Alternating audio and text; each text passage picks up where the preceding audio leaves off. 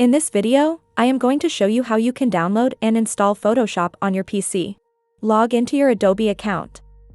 Then, click on this Open Creative Cloud button. You will be redirected to web version of Creative Cloud, where you will see all the apps owned by you.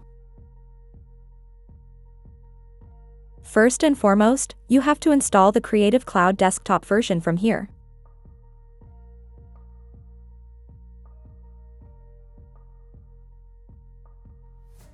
As soon as the installation is finished, the Creative Cloud desktop version will auto-open. You can see the option to download and install the Photoshop is provided here. For the sake of showing how you can update the program, or if you want to install older versions of Photoshop, we are going to click on this More option icon, which will reveal all the older versions of Photoshop 2022.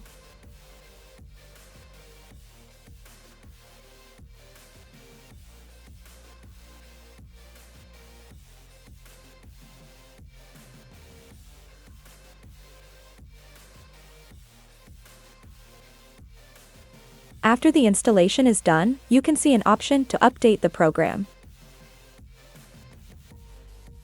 Hope you liked this short video on Photoshop. For more tutorials on Photoshop, please subscribe to the channel.